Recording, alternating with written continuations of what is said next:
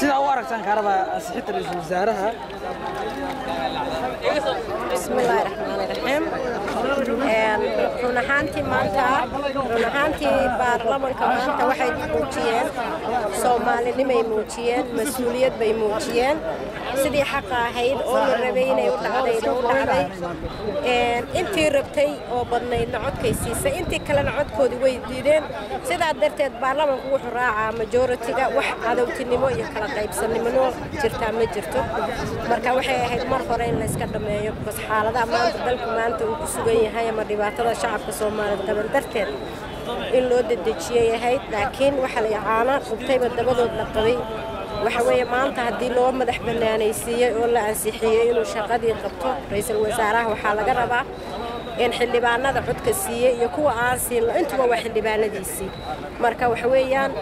iyaguna inay gartaan mas'uuliyadooda lala shaqeeyo aan wada shaqeyno oo ka wada shaqeyno dalka sidii loo dejin lahaa muqdisho si quruxdeed iyo bilicdeed ugu soo noqon lahayd shacabkeena meel kasta daafaha yaala sidii loo keeni lahaa waan codsan lahaa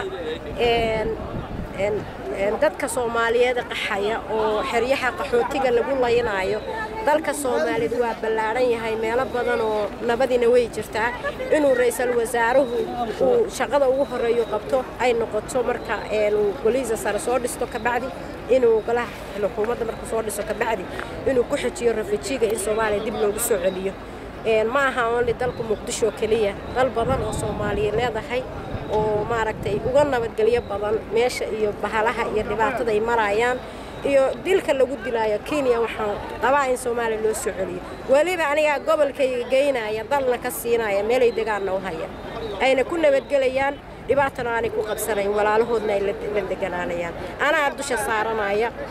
United Nations kana waxaan ka codsanayaa in repatriation dadka iyaga loo soo celiyo because dad badan baa nooga dhintay yaani dawlado badan ay u tageen nabadgelyo ku waayay naftoodina ku waayay marka sidaa darteed dadka ma maarano dadka iyaga inaan soo ceshanaa rabnaa insha Allah